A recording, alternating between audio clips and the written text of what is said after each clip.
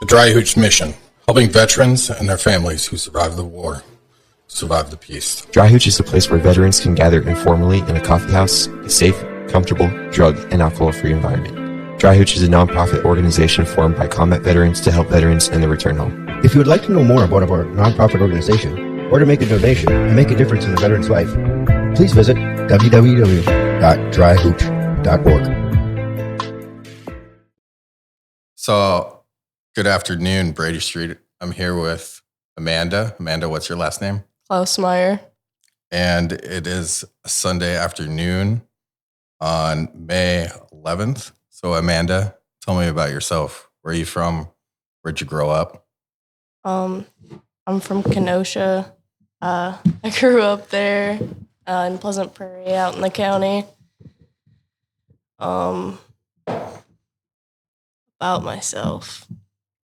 Yeah. So let's see here. What was your household like? Interesting. Started out living with my grandmother and my mother, and my mom kind of just dipped out and left me with her, and my grandma was quite abusive. So my dad decided to get custody of me, and he got custody of me about third grade. That's when I moved down to Pleasant Prairie with him. And he worked a lot, so I was basically kind of on my own, making sure got through school okay. And we moved to Racine about my sophomore year of high school, and I started doing school online, and I started working a full-time job. And then from there, I decided to join the Army. Okay, hold on. Let's back up a little bit. Okay. So you were living with your mom left. Yeah. And you're living with your grandma. Yep. And then your father got custody of you? Yeah. And how old were you when he got custody of you? I was like in third grade. I don't know how old you are in third grade. I just remember it by school. Okay, I got you. So the household was your father and your grandma, or just? My dad and my grandpa. My grandma was living with us too, but she ended up passing away when I was in about sixth grade. That's rough. Just natural causes. She had cancer of the esophagus. So how long was she diagnosed before she passed?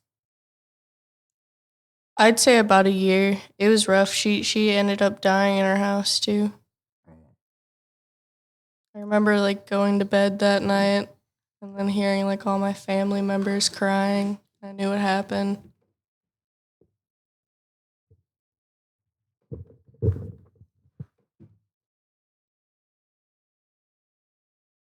So you went to bed and then in the morning she passed away. Well, I think my dad knew it was kind of happening, so he kind of put me to bed, made sure, everything was cool, and then she ended up like passing away like 10 minutes after he put me to bed.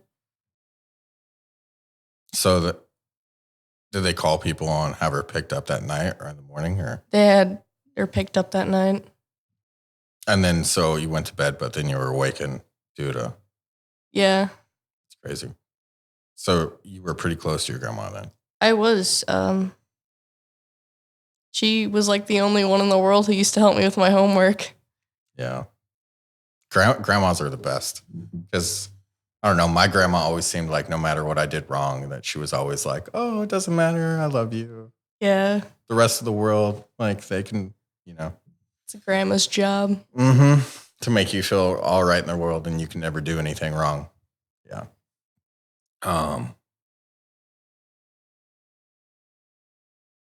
So you were a sophomore and then you started doing courses online while you were in school.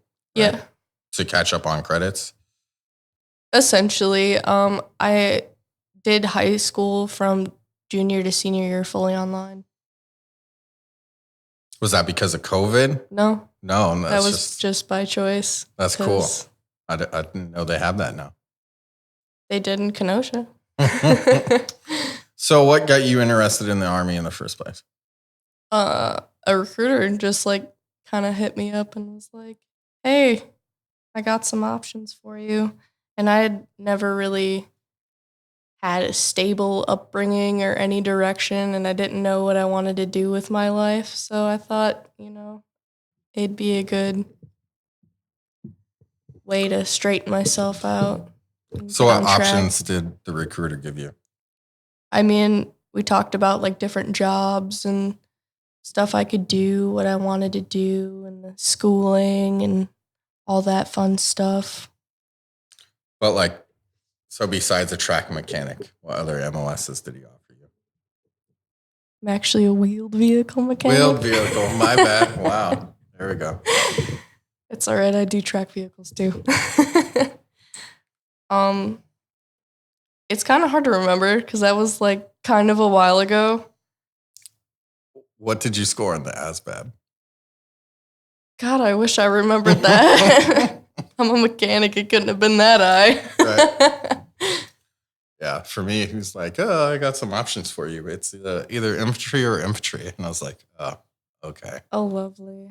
Yeah. I mean, there's no infantry in the reserves, so. Yeah. But yeah, that's crazy. There is Marine Reserves, though. Figure that one out. Yeah. So you get done with basic training, right? In Fort Jackson. How many weeks was that? 9. And what were your thoughts after those 9 weeks?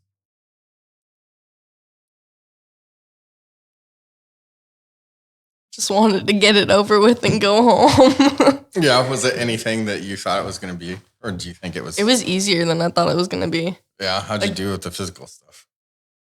I did fine. Did you run before? Yeah, before, like when I decided I was going to like actually do that and join, I like went to the gym every single day. Yeah. So you were already set. You were going to go. Yeah. Like that's pretty cool.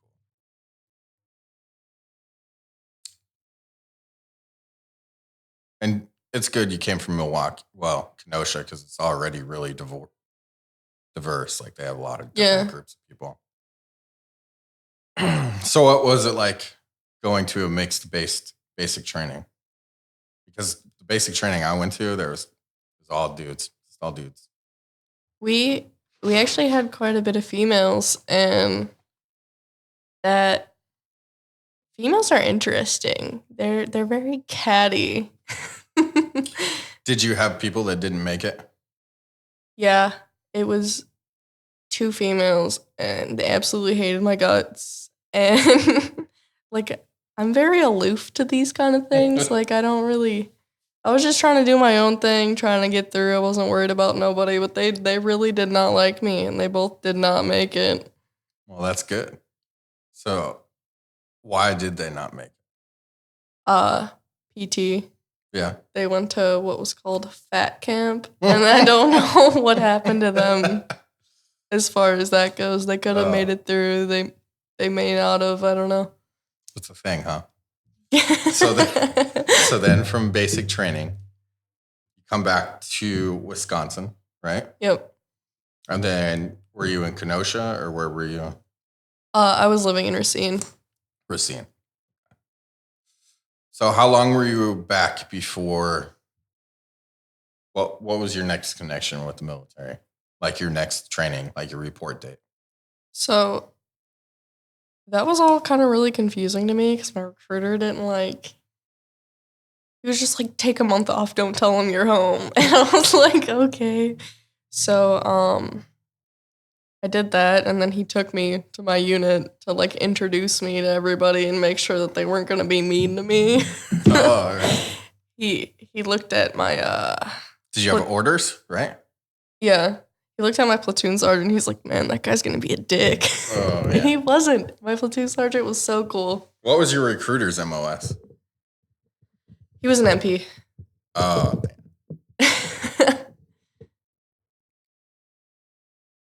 What was his name? Sergeant Maxwell. Okay, totally not who I thought. Nah, he's based out in Chicago area. How big's your unit? Like your platoon? My platoon. It's hard because we're losing and gaining people like all the time right now. Our unit's not very stable with its people. A lot of people are getting promoted out. We're getting a lot of new people. How big was it when you reported? It was actually quite small. We had about 13 people in maintenance when I first got to my unit, and then I think we have roughly 20, 25 right now. So you go there, report with your recruiter, meet your unit. Then after you met him, then what? I mean, I waited to go to drill to meet everybody. There was a couple people who were on orders when we went there. So I met my squad leader who was going to be my squad leader and a couple people that were in my squad. And then they told me that we were deploying and essentially that they were also going to put me on orders. So I went in for my first drill and I kind of met everybody. What was your first drill like? Did you go there, do a formation, and do PT or what? We rarely do PT. I kind of just did nothing. I was basically introduced to everybody and was told just to kind of hang around. So how long were you at your unit before you actually got orders cut that you were going overseas? One more time? So how long were you with your unit, your reserve unit, before you had orders to go for deployment? I had it without knowing it. Really? It was the whole time. Dang. So what month did you guys deploy from? So let me ask you this. From basic training when you got out, and then what month did you deploy? So my first drill was in October.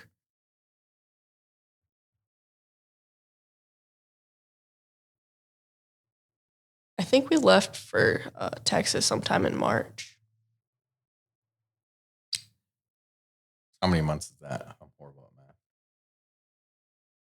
6. 6 months. Yeah, that's right. Yeah, that's give or take sometimes going to a unit. And then how long were you deployed? 9 months plus the one pre-mob and then the one demob. So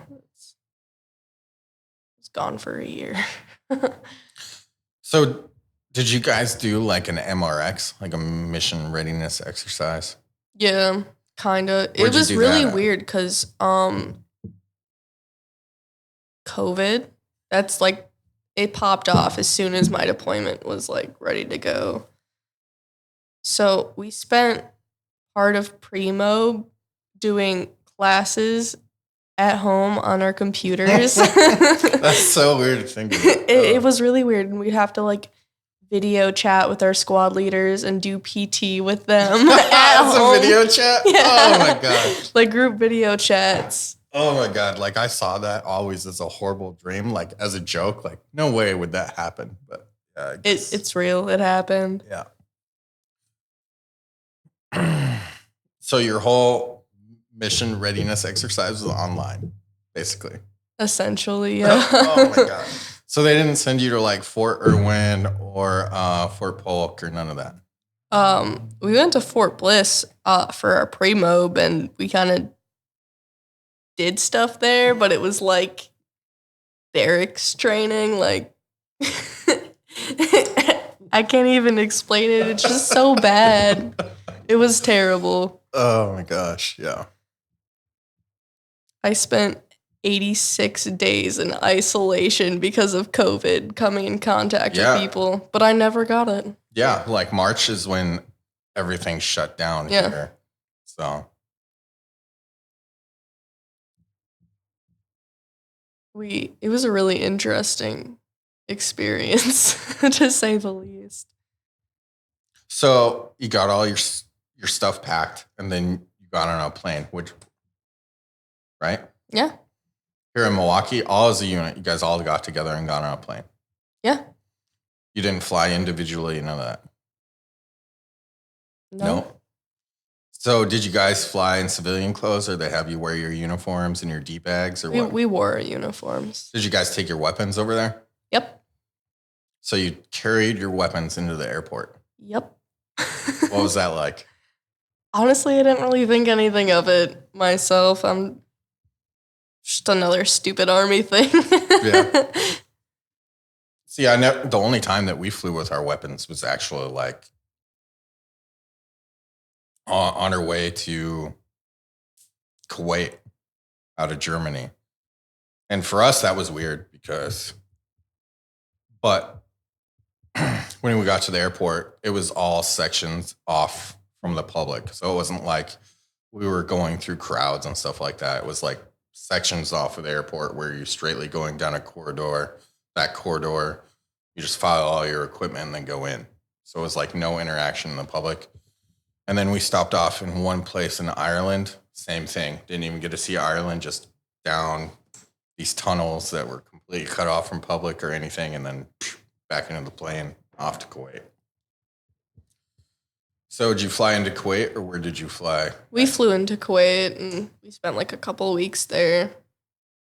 Yeah. The only thing that I remember about Kuwait is it was just like somebody had just turned 100 hair blower dryers on me, and like the heat was just, and it was so bright. So bright. It's so weird to think about that before you actually step off that plane in Kuwait, but it's so accurate. Yep.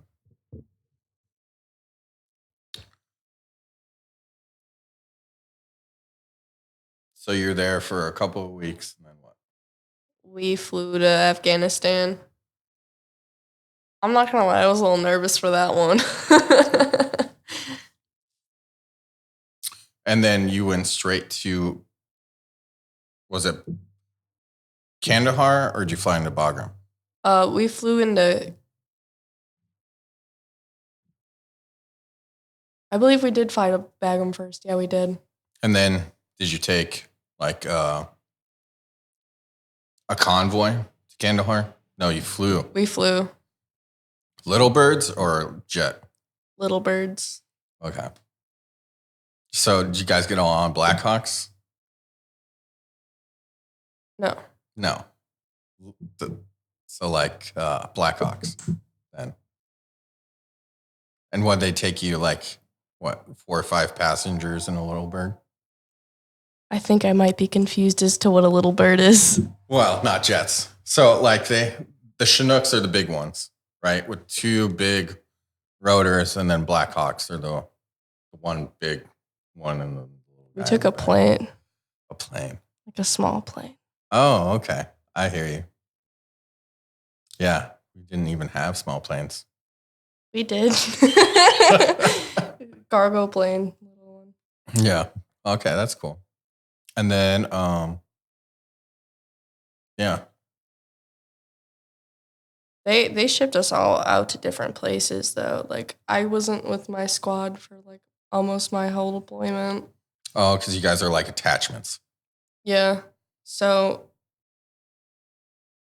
I ended up going to Kandahar with, like, 3 other people, and that was it. Did you know those people very well? No, not really. I mean, but we ended up getting really close, and it was really cool. Yeah. So who is like your best friend? Overseas? Yeah.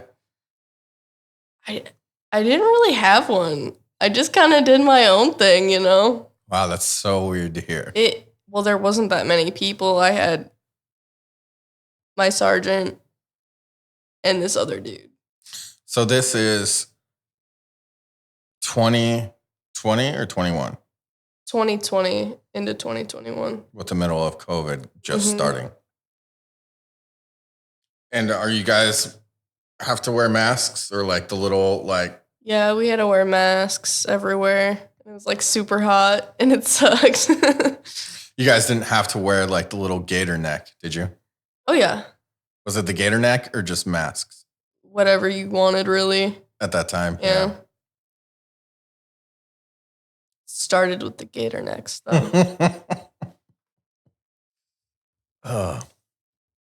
And everybody on Kandahar, were they wearing face masks too? Yeah, for the most part. I mean, unless you're outside, you know. So when you had to work on the vehicles and stuff, they made you wear a mask. They could try.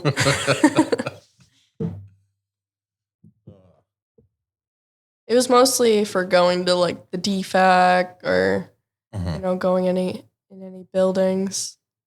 So you get on your bird, go to Bagram.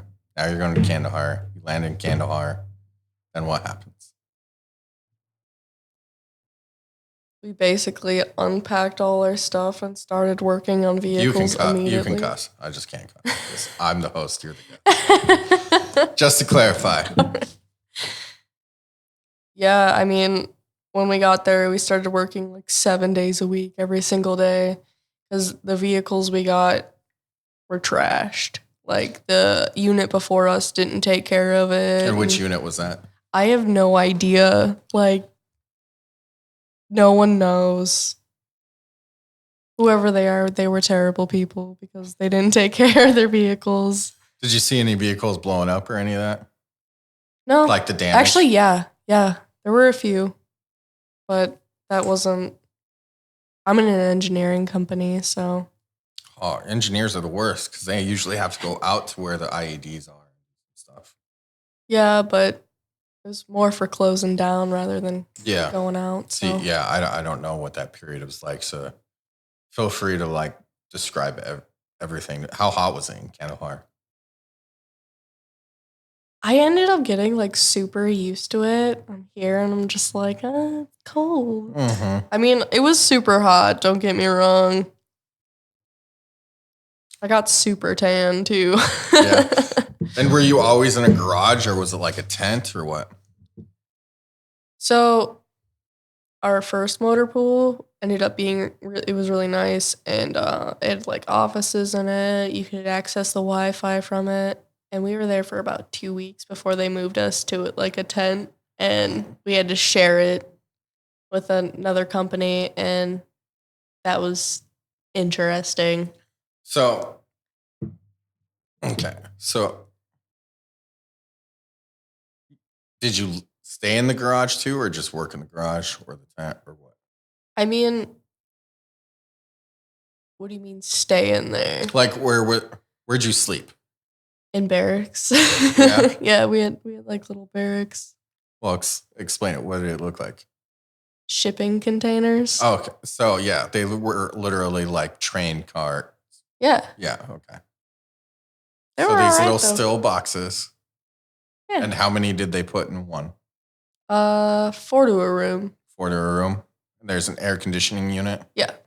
Is there a shower, a bathroom? Yeah, there's a shower and a bathroom in there. See, when we flew in, it was like flew into Bagram, where in like a big circus tent with everybody. There's tents everywhere. And then They totally changed that. There's like a incoming barracks. yeah, that's crazy to think about.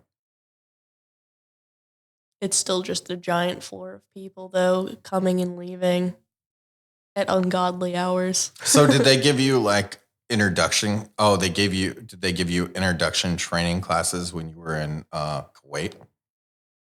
Like the little manuals, like showing you like the people and customs? We did online classes, Oh, I got that kind of thing, before we even flew out. That was Yeah, they had little like drawing pamphlets for us to like culture introduction and stuff like that. They were pretty bad because it was like Monopoly drawings of showing like, Oh no.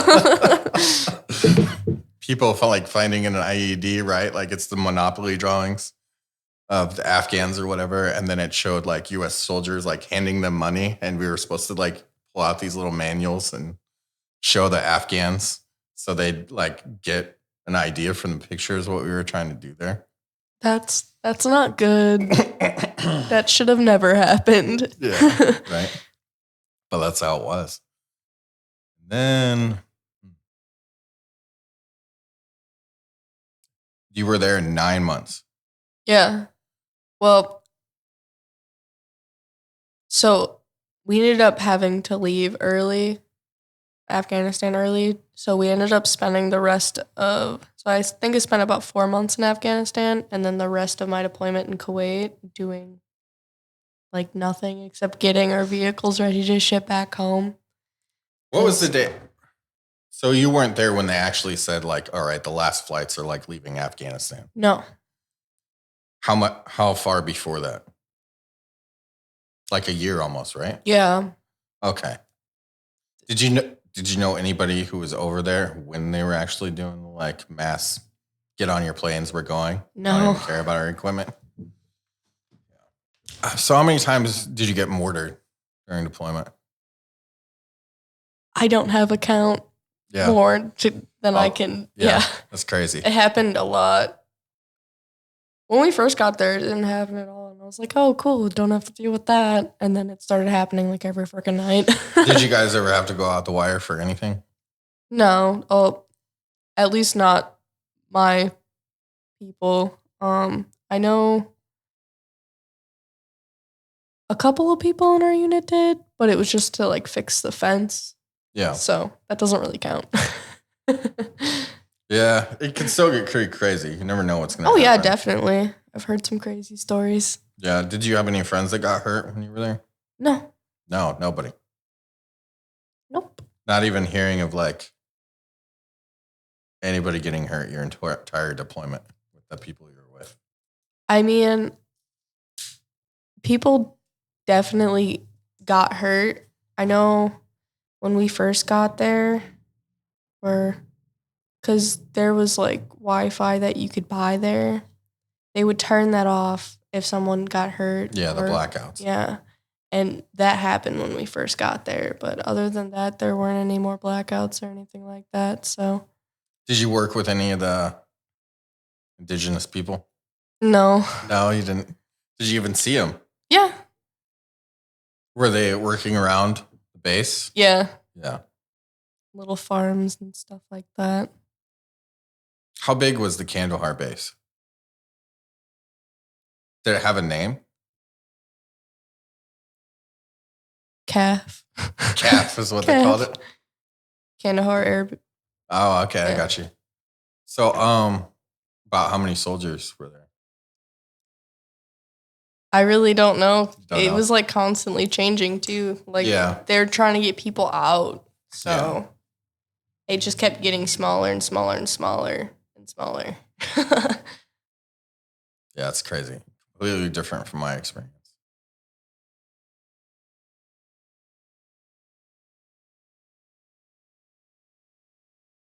What about like see any crazy insects or anything over there? Yeah. We caught a black scorpion. Yeah. And I don't know if you're familiar with those little lizards that they have over there, like the teeny little geckos. No, they have a lot of creepy crawlies everywhere. Yeah. Did you ever get shuffled around anymore with the little? Did you get to go on any helicopter rides, or was it just planes? I got to fly in the cockpit of a C-130 though. That's cool. That was cool. I don't know. Anything else you want to talk about? I don't know. We covered a lot of ground though. Yeah, we did. So we'll go ahead and close out. And then if there's a part 2 or anything that you can think of that you want to talk about, or like more in depth, since this is like your introduction interview type podcast. Yeah.